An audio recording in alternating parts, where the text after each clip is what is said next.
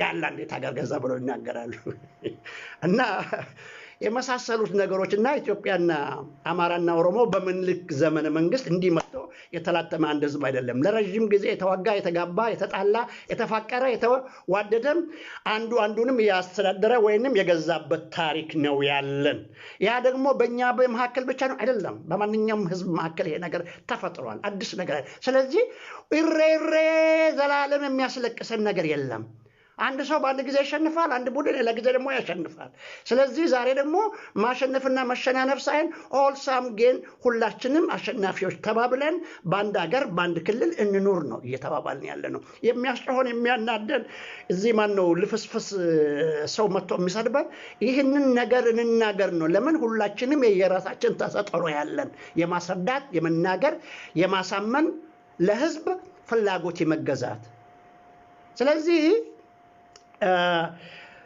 የጽንፈኛ አማራ ችግር አንድም እነዚህ ነገሮች አንደኛ አይኑን ያፈጠጠ ጥርሱን ያገጠጠ ዘረኝነት በአማራ ውስጥ አለ ይሄ ኦሮሞ ብቻ ሰለባ አይደለም ኦሮሞ ብቻ ዘረኛ አይደለም ወያኔ ብቻ ዘረኛ አይደለም ዘር የተፈጠረው በወያኔም አይደለም ዘር ስንፈጠር እስከ ዘር ነው የተፈጠርነው አማራ ውስጥም አለ ይሄው እያየን ነው ከእሳትን ከበስተኋላ በጀርባው የወጉት የአማራ ዘረኞች ናቸው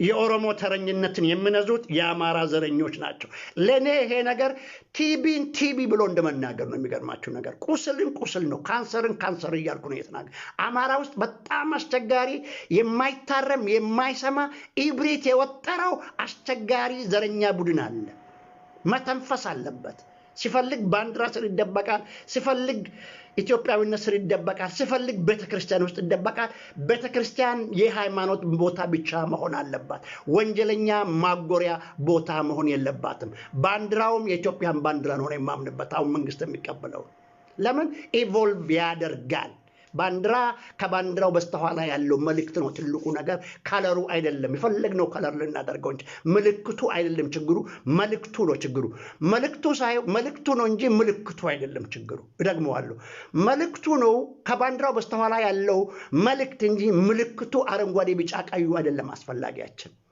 ስለ ይሄም ደግሞ people should be much more intelligent than this እኔ ከከለር ጋር አልሞትም ከሐሳብ ጋር ነው የምሞተው እኔ ለምሳሌ የሆነ ባንዲራ ተጠቀምበት ትቼዋለሁ በአይኔም አላየው በአይኔ ምን ያደርግልኛል ሌባ ሁሉ ስሩ የሚደበቅ ባንዲራ አልጠቀምበትም በቃ ተነፈሰ ጨርቅ ሆነ ሰው የአማራ ህዝብ መንቃት አለበት ከዚህ አይነት በጣም ባንዲራ ምልክት ነበር በዛን ዘመን አንድ ምልክት ሰርቷል ስራ ተሰርቶበታል ኢቮልቭ አድርጎ ለዛሬ አድርሶናል ዛሬ ደግሞ ጊዜውን የሚመስል ትርጉም ምልክት እንሰጠውና መልኩንም በዛ መልክ እንቀይረዋለን ኢቮልቭ ያደርጋል የአሜሪካ ባንዲራ ተቀያይሯል ስለዚህ እባካችሁ ወንድሞቼ ቢ ኢንተሊጀንት color አንጣላ የሚያጣላ ነገር አይደለም it is a very simple issue as simple as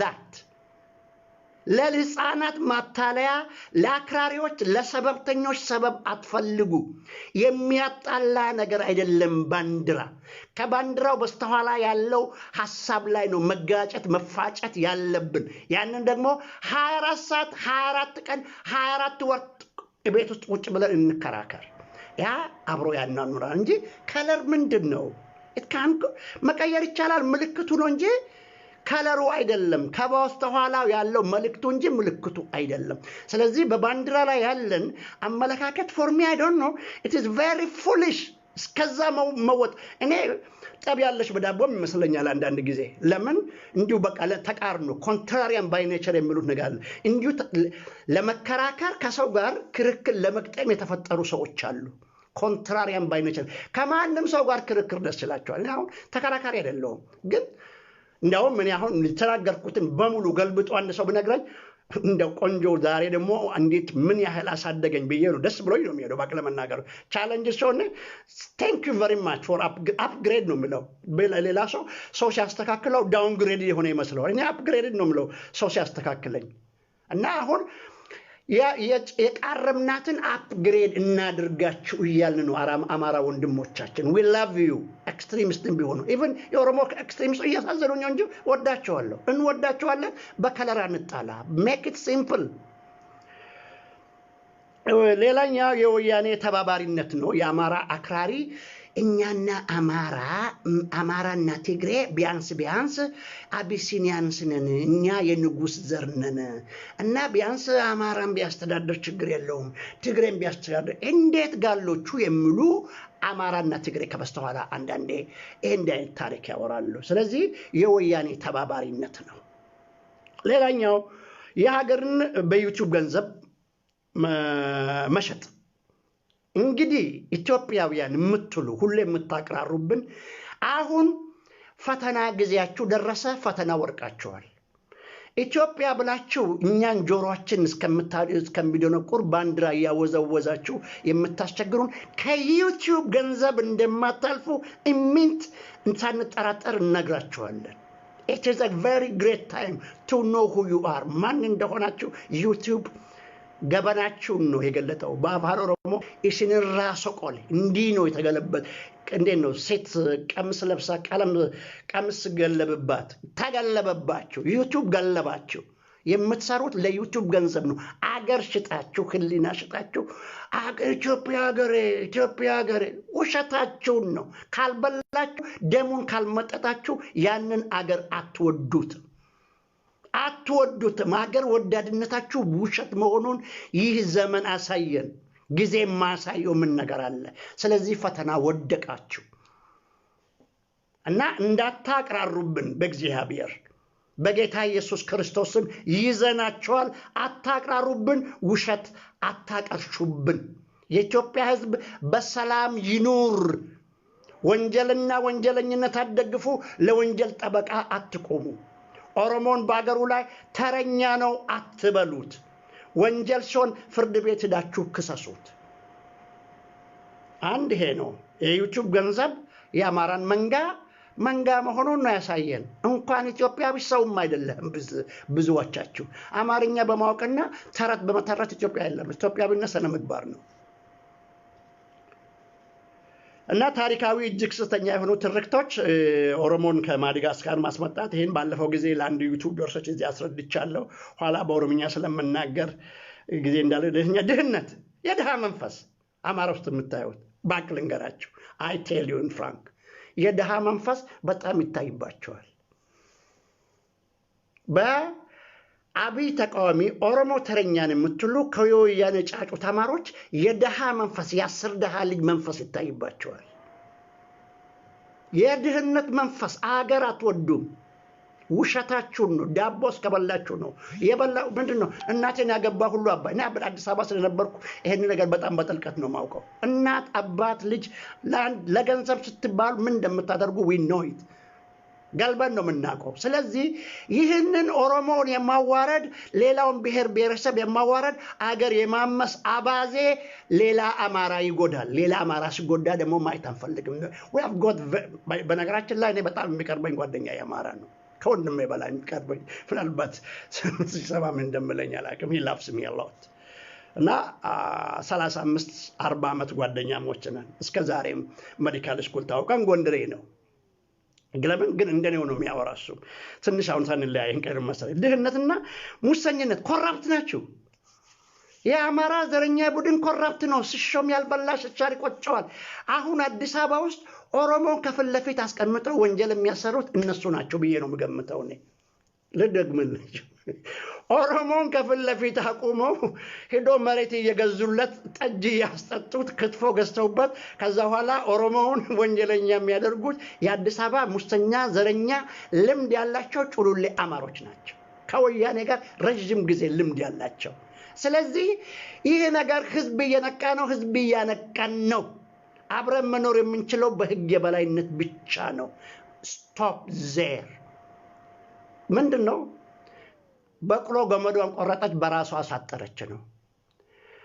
አሁን ያለው ሁኔታ ከህግ በላይ ለሚሆን ለማንም ቡድን እንግዲህ ከጆሃር በላይ የዘለለ ማን አለ? ተነፈሰሱ። በቀለ ገርባ አቤት ጌታ ኢየሱስ ክርስቶስ ነው ታሰረ። እኔ ይሄንን ስል ባቅለምና ሰው ስታሰር አልደሰትም። ግን ወንጀለኛ ስታሰር ቅድም እንደነገርኩ ሰላማዊ ሰው ለመጠበቅ ስል ወንጀለኛ መታሰር አለበት ብዬ ደግፋለሁ። ለምን አለዛ ሰው አብሮ መኖር አይችልም።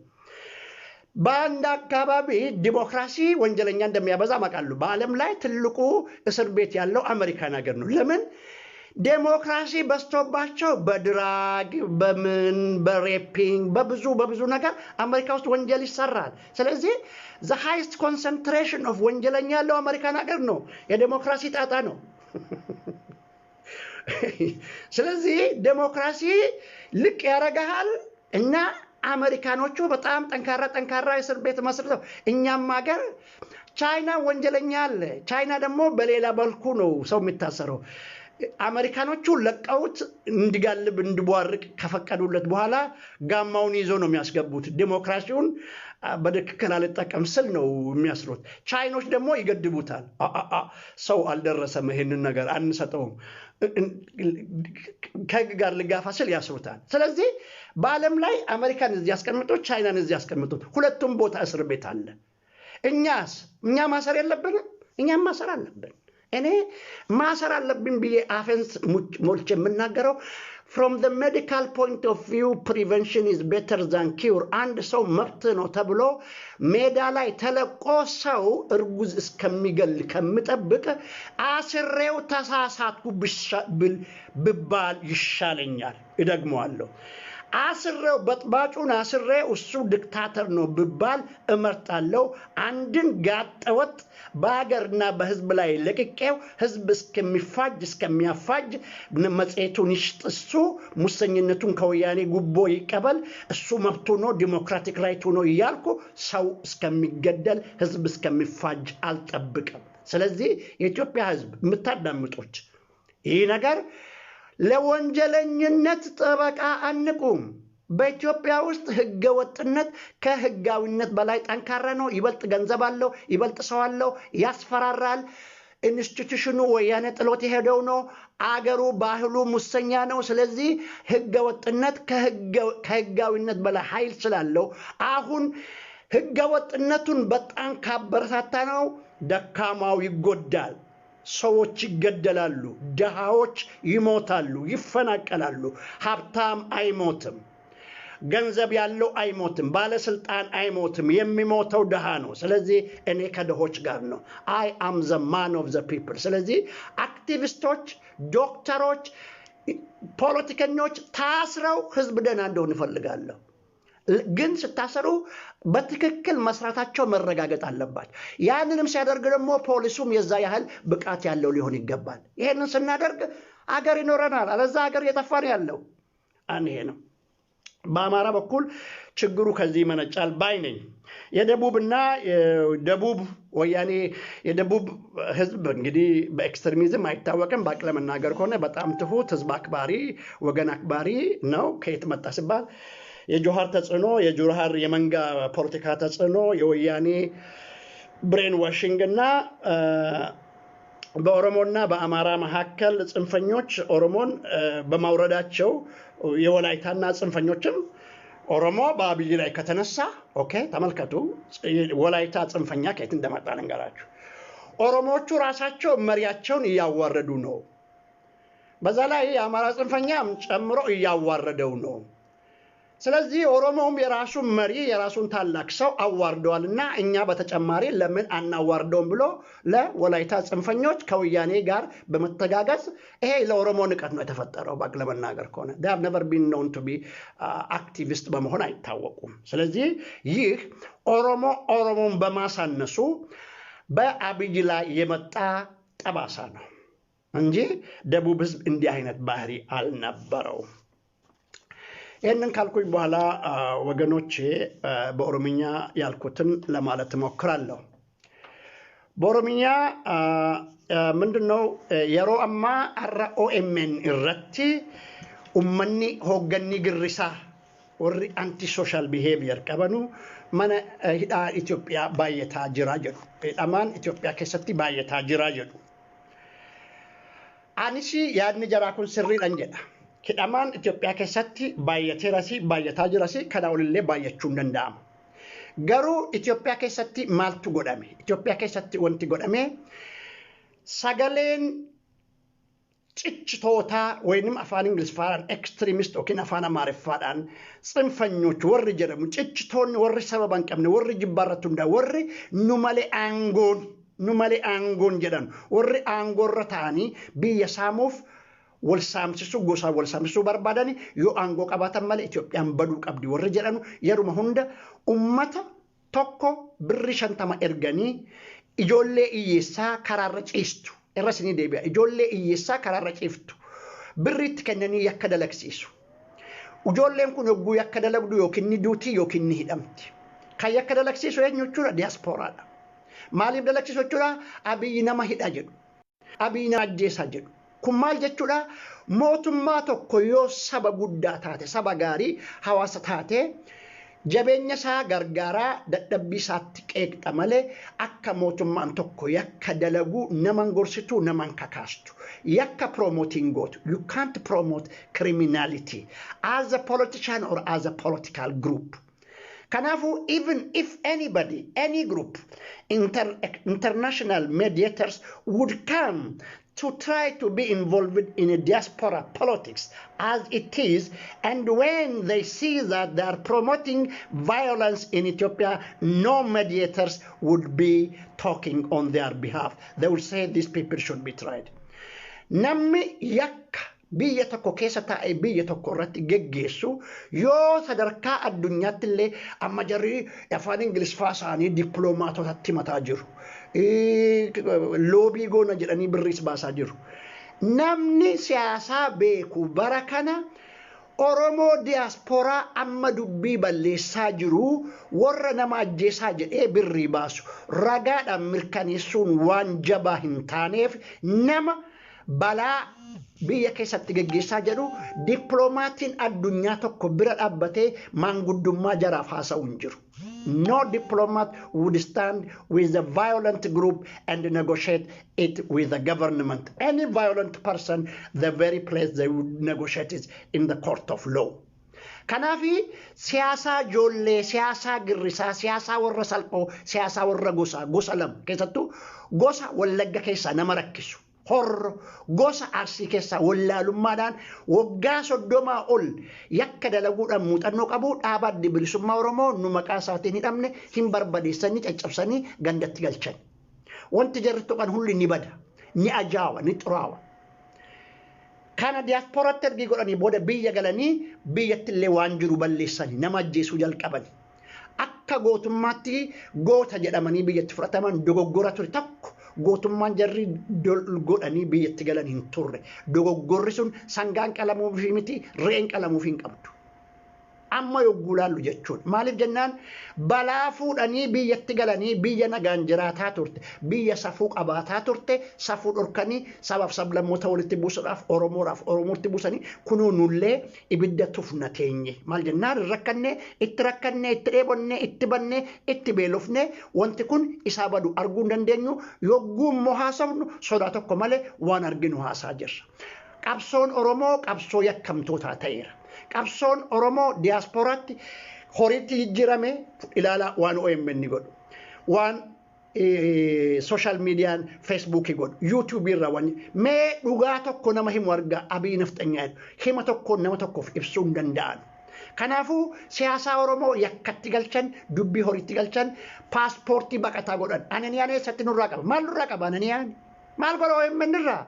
Kun ragaan tokko yoo an ragaa tokko isinitti manni kaan gahaadha. Keeziidhaaf gurbaan dhufeetti gale anguma kana gowwaadhaa Oromoon. Kana dubbiin nama keeziidhaaf dalagaa keeziin Oromoo keezii paaspoortii baqataati. Qamoo qabsoo siyaasaa uummata Oromoo aangessuuti. Moo qabsoo biyya alaa baqataa dinagdee taane ittiin baqannuudha. Moo ittiin soba dalagnuudha. Eenyu ijoolleen girrisa biyya alaa geggeessan kun hundi oppidiyoo keessaa miti kan jarri dhufani. Kaleessa oppidiyoo keessaa asitti fayyadamanii as dhufanii immoo of haaromsanii quncaanii qabsaawaa ta'u. Gaafa fedhan immoo jaruma keessaa warra biyya dhaqee lafa fudhatee lafa gurguree jira. Deebi'ee basaasu jira. Uummanni diyaaspooraa uummata Oromoo bilisan baasa. Please understand the Gorakan. Kun dogoggora. Namni nagaafattan akka fite itti nagaafadhaa. Kanatu dogoggora fide. Qeerrootiyyuu aangoo Abiyyiif kenne. Qeerroof Abiyyi walta'insaan bara sana yeroo sana dalaganiiru. Tokko deeggareera. Safuudhaaf jedhamee qeerroo ol kaasuun sun gaarii ture. Akka malee garuu hubatame. Qabsoon guddaan qabsoo Ihaadig keessatti godhatamee Abiyyi filamee Amaarriif Oromoon Tigree aangoorraa ari'an. Siyaasaadhaan political corridorii keessatti.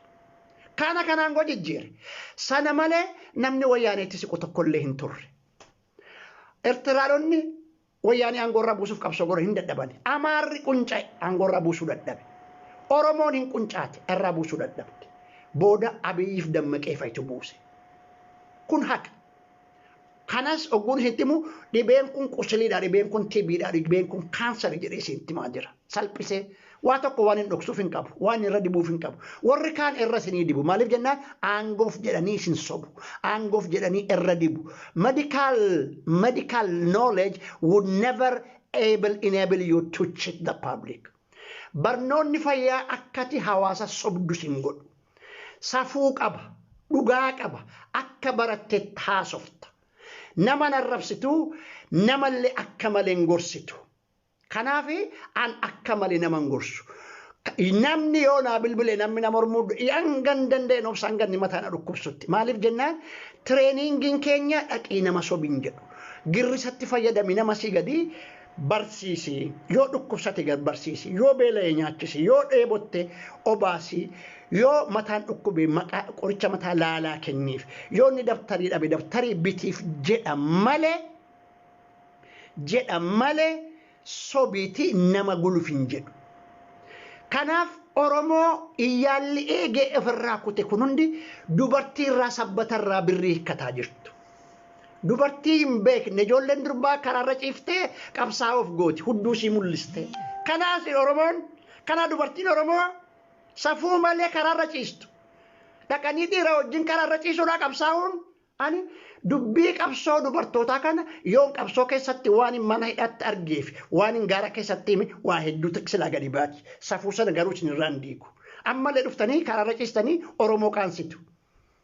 Dubartoonni Oromoo hidhattanii dhiira jala ciistanii qabsoo taatu. Qabsoodhaa sun karaarra ciistee hudduu kee mul'istee baala goota. Hanga kana sinitti himnaanu. Kanaafuu qabsoo Oromoo maaliif kun ta'inna qabsoo gosa akkuma kana namni qabsoo gosaa oofuu beekumsan barbaadu. Rakasa barbaadaa, lakkoofsa barbaadaa, wallaalaa barbaadaa, hiyyeessa barbaadaa, hattuu barbaadaa nama safuu hin qabne maal jennaan siyaasaa keessatti waan gadhee jara kana goosifta. Waan dartee warra Shaashammaneetti mana gube warra akka kanaati. Chokoraadha warra karaarra ciisuudha. Ijoolleen sooressaan gootu kan. Ijoolleen abbaan dooktaraa haati dooktaraa yookiin immoo haatillee narsii taate mana akka jarri Shaashammanee keessatti hin gubne ragaadhaan baas taa'e. Ijoollee hiyyeessaa kan abbaan qabne, kan haadhaan qabne, kan barnootaan dhaqne, kan jimaadhaan sammuun garagaleeyyuu warri siyaasaa kun itti fayyadamanii ganda gubsiisu. Namni guddatu hin godhu. Namni fuuldurri isaa gaarii ta'e hin godhu. An mucaa kootiinis hin godhu, mucaa namaatiinis hin godhu. Yoon godhee ofiif hin godha. Kanatuyyuu safuu dhabsiisa. Kun maaliif jennaani?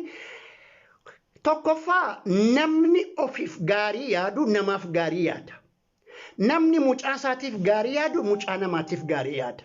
Ofii mucaa kan kee biyya Ameerikaatti hanga sangaa hanga inni ga'utti foon hormoonii kana nyaachiftee gabbisaa mucaa hiyyeessa kan takkaa midhaan hin nyaatin kan jimaan garaa goggogsee udaan garaa cufee bokoksee ajjeesu kan takkaa midhaan garaa jiisu hin nyaatin awwadaa'itti ijoollee hiyyeessaatti birrii ergitanii ijoollee hiyyeessaa ajjeesisiiftu.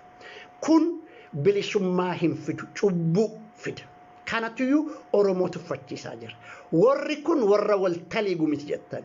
Of tuffachiistanii saba guutuu tuffachiisaa jirtu. Ogguu kana jennu afaan guunne haasofna seenaan barreessuuf ta'a waan kana. Seenaa keessatti Oromoonni kun utuu wal dhagaanii silaa gaafa Afrikaa keessatti yookiin biyya Itoophiyaa keessatti daangaan xiqqoon tokko dhiibbaa Oromoo taati ala taatu hin jirtu garuu jarri waltalii guun beekan jettee faranjiin barreessite.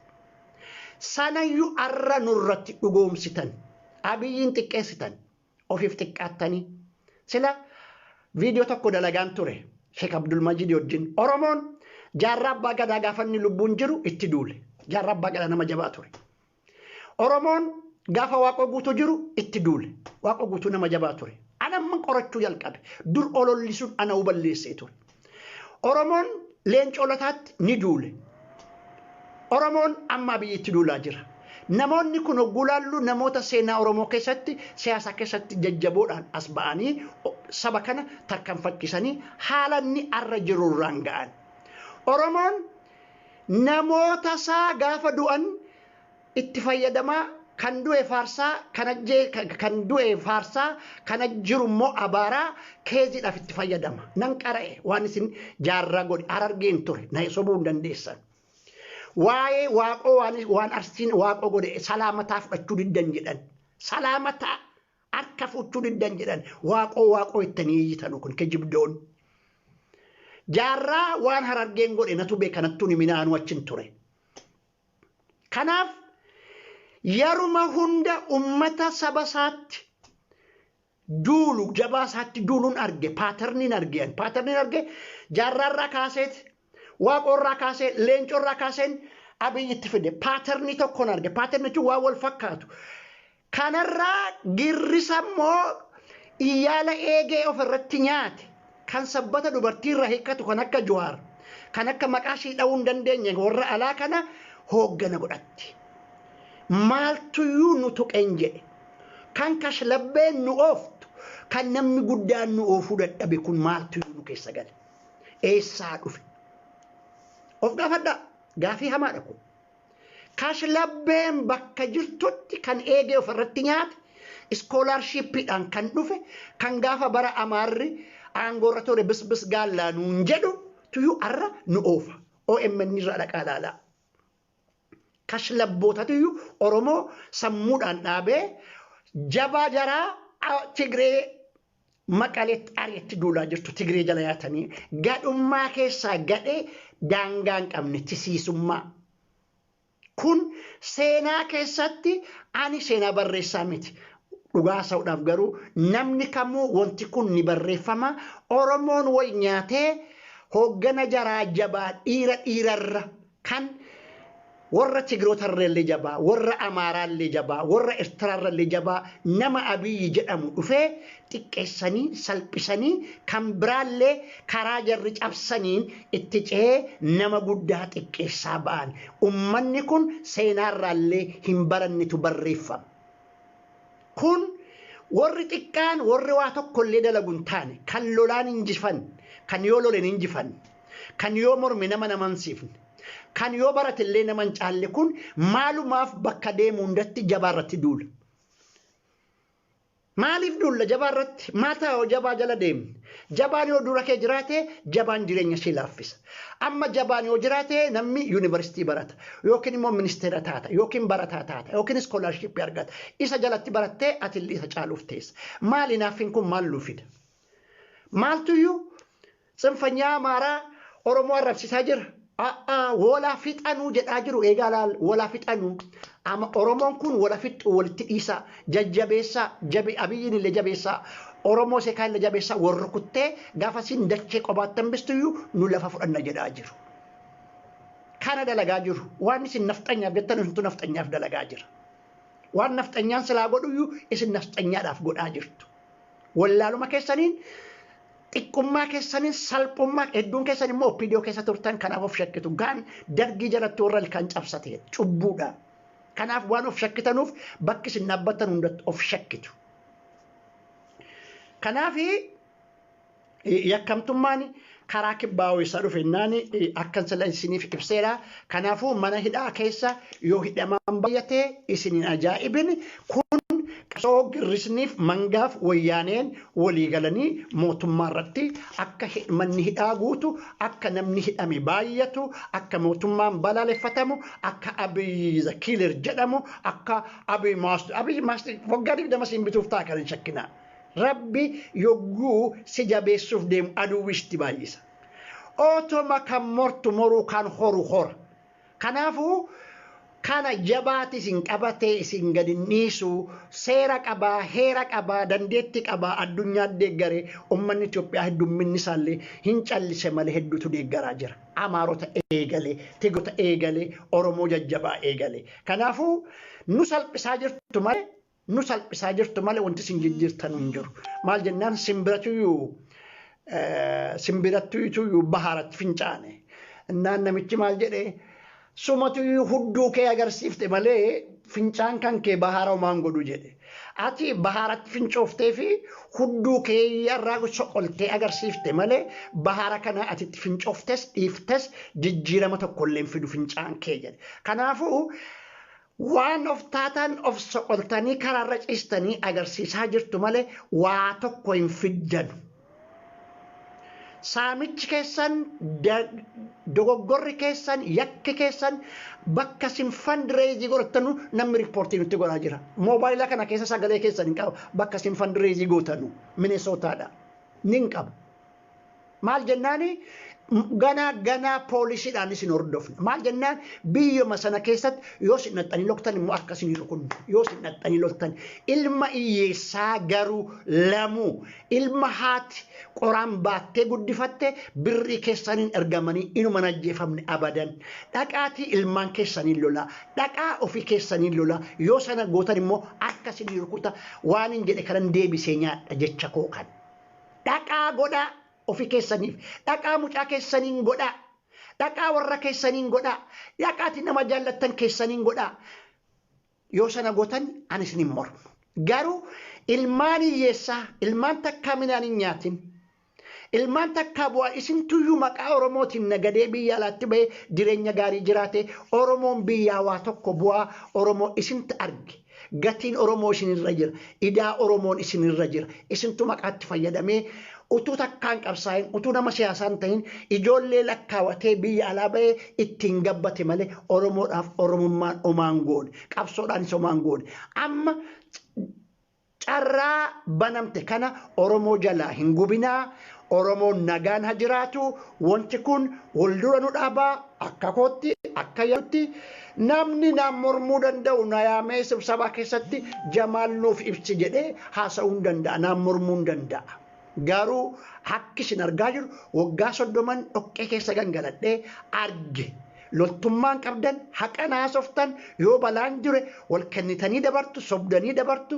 Kanaafuu haqa isinitti maa jirraa nu silaa kana haasa'uu yeroo keenyas miti sadarkaa kan keenyas miti garuu namni haasa'u waan dhabameef waan yakki saba Oromoo xiqqeessee barbadeessaa jiruuf isinitti maa jirraa jara keenyaa kanumaan hin dhaabbadhaa sheer godhaa. Namoonni onnee qabdan dhiirummaa qabdan Oromummaa qabdan sabboontummaa qabdan bilbilaan mormaa sabboontummaan qabdan sabboontummaa sabaan boonu miti sabummaa hin qabdan Oromummaa hin qabdan Oromummaan gootummaan qulqullummaan haqa barbaaduudha jabaadhaan jabaa jechuudha laafaadhaan laafaa jechuudha dhugaadhaaf dhaabbachuudha waaqa sodaachuudha waaqalleen sodaattan aadaalleen qabdan. Kijibuulleen sodaattan nama arrabsuulleen beektan dooktorri hin jiru piroofeesarri hin jiru sheekiin hin jiru qeesi nama hunda baartu haadha kee akkana godhi jettu sabaaf sablammootallee arrabsitu safuu hin qabdan. Kanaaf sabboontummaa keessan ilaali marmaraatii mana fincaanii galchaa sabboontummaa hanga xurii qeensaan qabdan. Cirumaa Oromoon maqaa kana yoo gudhaatu sabboontummaan Oromoon xiqqaataa dhiisaa. Naashinaalistummaa immoo gosti namni gosaan deemu sabboontummaan qabu. Gosti gostummaa qaba. Gosummaa qaba malee sabboontummaan qabu. Sabni walitti qabeenya walitti dhufeenya gosaati. Gosatu walitti baqee saba ta'a.